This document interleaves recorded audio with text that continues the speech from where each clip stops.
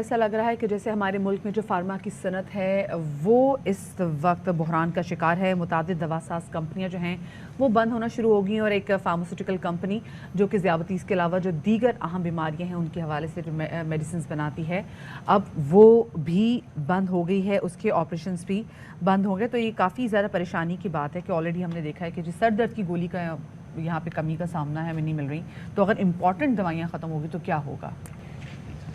जी बिल्कुल, आवाम के लिए तो अब पेट्रोल बम, महंगाई बम तो सुने ही थे, लेकिन अब ये फार्मा इंडस्ट्री और हुकूमत के दरमियान कशमकश में अब ये दवाइयों का बम भी आवाम पे गिराने की तैयारियां मुकम्मल की जा चुकी हैं।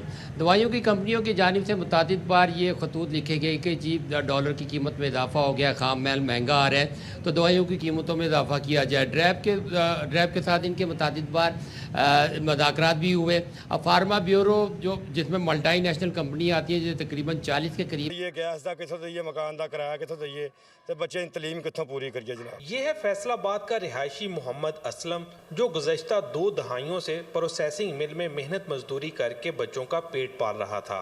काम बंद होने से सनतकार मशीनें कबाड़ में फरोख्त करने पर मजबूर हुए, तो आज मोहम्मद असलम 2 वक्त की रोटी के लिए इन्हीं मशीनों को अपने हाथ से तोड़ने पर मजबूर है, जिन मशीनों के साथ उसका रिज्क वाबस्ता था। और ये ड्रैब की वजह से, ड्रैब की इजाज़त से कीमतें नहीं बढ़ी हैं, ये खुद कीमतों में इजाफा होता है। ड्रैब तो एक बहाना है, लेकिन अगर दवासाज कंपनियों को देखा जाए तो ये अपनी मनमानी कीमतें भी बाजार में दे देते हैं और वो फरोख्त होती हैं। और जिस तरह के पैरासीटामोल का वाक़या है, पैनाडोल का आया कि अभी भी 50-60 रुपये का पता मिल रहा है, जबकि अगर किसी रजिस्टर्ड स्टोर पर जाए, जो अच्छे स्टोर बने हुए हैं, एयर कंडीशन स्टोर जिनको कहते हैं, वहाँ पे 20 रुपये का पता मिलता है। फैसलाबाद ही नहीं, मुल्क भर की 650 प्रोसेसिंग मिल्स में से 40% बंद हो चुकी हैं, जिसकी वजह से कभी मुल्क में लाखों मजदूरों को रोजगार देने वाला टेक्सटाइल सेक्टर तबाहाली की तस्वीर बनता जा रहा है। मुआशरत में रीढ़ की हड्डी कहलाए जाने वाले सनती सेक्टर को रॉ मटीरियल और बिजली की बढ़ती कीमतें ले डूबी। अगर मुआशी बदहाली को कंट्रोल ना किया गया तो मजदूरों समेत मालकान के भी चूल्हे ठंडे पड़ जाएंगे।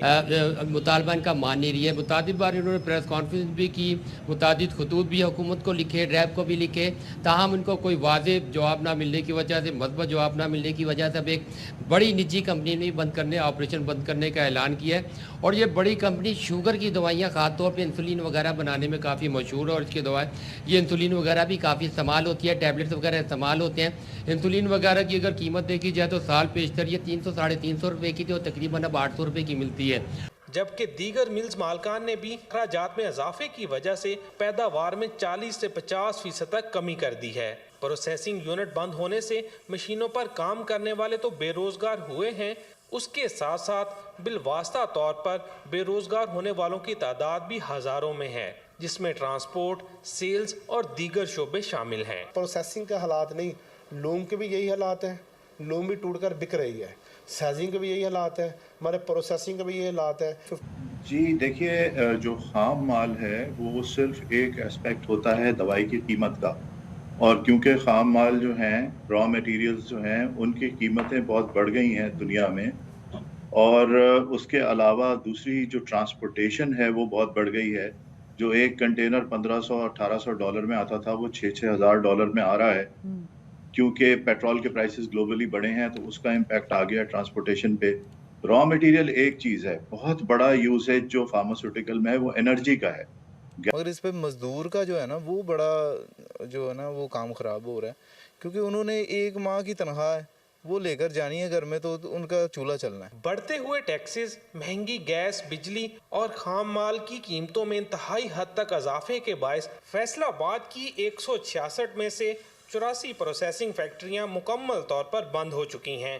25-30 साल तो इस फैक्ट्री से काम कर रहे हैं, ठीक है, ਹੁਣ ਤੁਹਾਡੇ ਸਾਹਮਣੇ ਹੈ ਬੰਦ ਹੋ ਗਈ। ਬਿਜਲੀ ਦੇ ਨਰਖਾਂ ਦੀ ਵਜ੍ਹਾ ਤੋਂ, गैस के हालात की वजह तो कोई हालात नहीं रहे, फैक्ट्री होगी बंद। ये कहानी सिर्फ मोहम्मद असलम की नहीं, फैसलाबाद में हजारों मजदूर प्रोसेसिंग इंडस्ट्री पर बहरान की वजह से बेरोजगार हो चुके हैं। आटा, चीनी, घी, यही जंग है गरीब आदमी की। ख्वाहिशात सिर्फ यही है कि हमारा 2 वक्त का खाना जो बाइज्जत तरीके से हम कमाएं, अपने बच्चों का पेट पालें।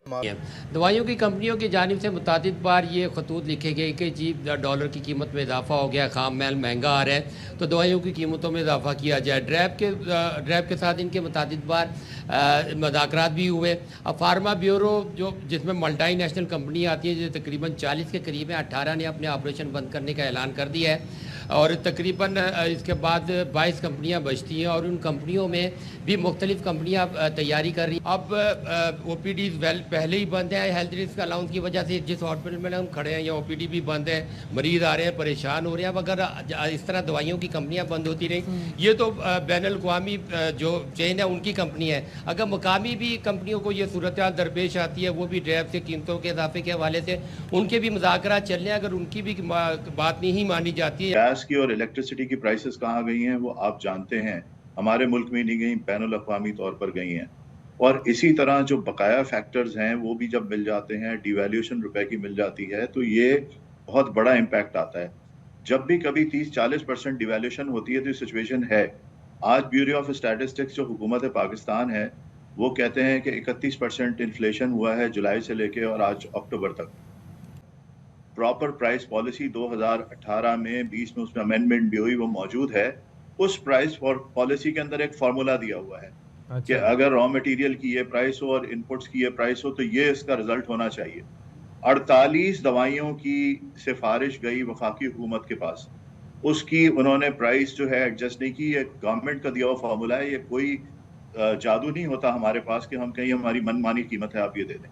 जब भी कभी 30-40% डिवैल्यूएशन होती है तो सिचुएशन है। आज ब्यूरो ऑफ स्टैटिस्टिक्स जो हुकूमत पाकिस्तान है वो कहते हैं कि 31% इन्फ्लेशन हुआ है जुलाई से लेके और आज अक्टूबर तक। तो ये तो हुकूमत के डिक्लेयर्ड फिगर्स हैं ना, ये फार्मास्यूटिकल इंडस्ट्री का तो इसमें कोई लेना देना नहीं है। अगर फार्मास्यूटिकल इंडस्ट्री को कॉस्ट नहीं आएगी, देखिए अभी जो बात हो रही थी, मैं थोड़ी सी सुन रहा था, ये बड़ी ज्यादती की बात है कि कहते हैं कि मनमानी प्राइसेस ना दी जाएं। असल में मसला 48 दवाओं की कीमत का उनके पास रिकमेंडेशन गई, उसमें से सिर्फ उन्होंने एक पैरासिटामोल को एडजस्ट किया है, 47 ड्रग्स को नहीं किया। 200 ड्रग्स की क्यू लगी हुई है पीछे कि वो उनकी लागत अब उनकी कीमत से ज्यादा है। और ये दिए हुए फॉर्मूले के मुताबिक पूरी डॉक्यूमेंटेशन के